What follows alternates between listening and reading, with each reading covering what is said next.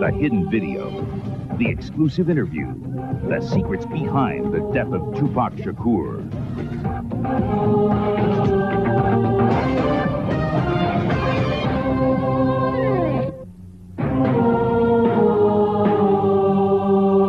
On September 7th, rap's controversial bad boy, Tupac Shakur, was gunned down in Las Vegas. Since then, police have uncovered very little information. Even Tupac's closest friends and associates at the scene of the crime say they don't know anything. Well, our correspondent, Lena Nozizwe, has gotten inside the investigation.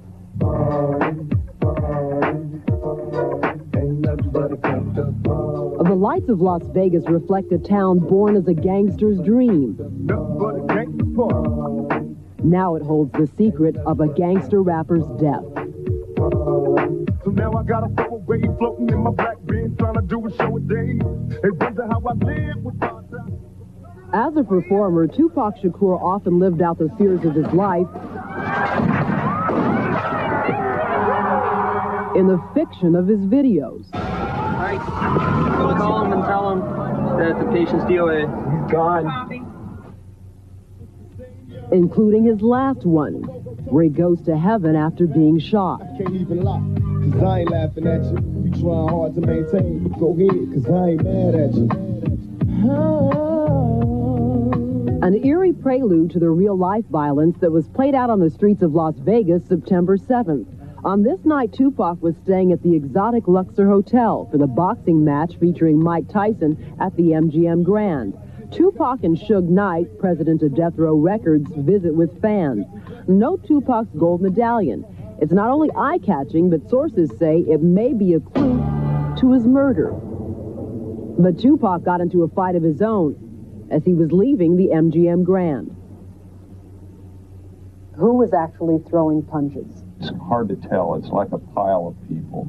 In this never-before-seen surveillance video, moments after the brawl, an agitated Tupac and Knight race out of the casino. Their quick exit attracts a larger and larger crowd. Later, the mood was more festive on the Strip as Tupac and Knight led a convoy of luxury cars filled with associates and friends, all potential witnesses to an approaching white Cadillac, carrying an assassin. This photo was taken just minutes before the ambush. Suge Knight and Tupac eventually end up in this travel lane here. The bodyguard and the three other people with him are in the car behind him. Cadillac pulled up alongside and opened fire right here. As many as 12 automatic rounds blast through the passenger side of their black BMW. The rain of bullets strikes Tupac 5 times. One shot even slices part of the gold ring off his finger. With Tupac mortally wounded, Knight makes a hard U-turn off in the other direction. Mama, I ain't happy here. I've been drowning in smash for a couple of years. Tupac died 5 days later. He was 25. In this first interview since the murder, Las Vegas detectives tell of their continuing frustration investigating what's become their most notorious case. Close friends, close work associates that have not talked to us or don't want to talk to us or are withholding a lot of information that could help us on this. One of those close friends, they say, is Suge Knight. He's hands-on witness. He's 2 feet away farther than Tupac, and he sees nothing. Has he been cooperative? I would say no. We spent 3 days trying to get him here. I mean, this is a guy joined at the hip with Tupac. He says that he's his brother, and he wants to solve this case. Maybe a half-brother. He didn't try too hard. One theory is that the shooting involved East Coast-West Coast rivalry of the rap music industry, but investigators don't think so. That East Coast-West Coast stuff was a lot of hype. Las Vegas homicide. I got a message here that you called. It says it's involving the Tupac shooting. America's Most Wanted has learned what may be the key to this mystery, a struggle over some very expensive jewelry. Sources say what triggered the fight in the hotel lobby can be traced to an earlier incident that happened here at the Lakewood Mall near Los Angeles.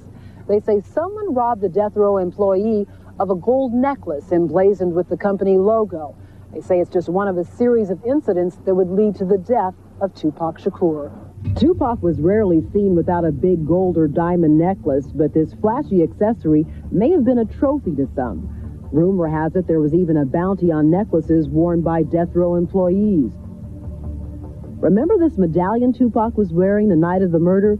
Well, sources tell us that someone tried to snatch it off his neck. We're told Tupac spotted the man who tried to rob him. That's the reason for the scuffle, and perhaps the murder.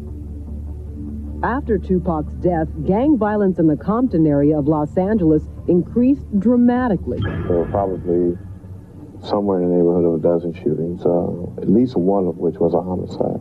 May have been two.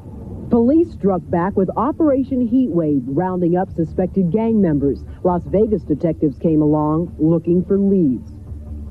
Among those arrested was this man, Orlando Anderson, who quickly became linked to the Tupac case. Why did his name emerge above all others? He's a person that we were just interested in talking to. Can you say why you were interested in him specifically? No. No. But America's Most Wanted has since learned that Orlando Anderson was, in fact, the man who tried to grab Tupac's necklace the night he was murdered, placing him squarely in the middle of the controversy. And remember this footage at the MGM Grand? The earlier portion of this tape was shown in court this week during a hearing for Suge Knight on an unrelated matter. Knight looked on as the video portrayed him pummeling none other than Orlando Anderson. Police have not charged Anderson, but sources say he's not been ruled out as a suspect. Because of the reluctance of witnesses, police think they could get a lot further with this case if there were a reward. There has been nothing offered by Death Row Record, which is a multi-million-dollar business. What does that tell you? Well, either someone doesn't care or they're going to deal with it in their own way. I know that some of these witnesses idolize this man, but they obviously didn't care for him enough to help bring in his murderers. And it's a pretty sad state of affairs. Lena's joining us now right here in the crime center. Baffling case, Lena. It really is. Can you tell us what's the significance of the attempt to steal Tupac's medallion? Well, the way it's been explained to me, it's not so much that it was an expensive medallion, and it was. It was huge, gold, big chain, but it was to try and get it while Tupac's standing there with his bodyguard in a very public place. That's humiliation. That's diss. And the way it's been explained to me, that's the problem. Challenge, almost. Very much so. Now, there's been a lot of talk in the media lately about Suge Knight, the CEO of Death Row Records. Correct. Tupac's label. Tupac made a lot of money for that label. There's talk about Crips and Blood, rivalry with Bad Boy Records. Why hasn't Suge Knight put out a reward for Tupac's killer? That's a very good question. I haven't been able to ask Suge Knight because I've tried to interview him through his publicist, through his lawyer, and we haven't been able to arrange for one. The cops say that if somebody did come forward with a reward, it would make a big difference because witnesses are very afraid to come forward. And the police believe that there are witnesses out there. We're talking about a very crowded place. This is just off the Las Vegas Strip. There are a lot of people traveling around there, but people are afraid. Well, the police are saying they're either afraid or they don't want to cooperate. Right. Wouldn't you hope that someone would have the guts to call this hotline because they can remain anonymous and solve this case? Someone needs to come forward because that's the only way this case will be solved. Good job, Lena.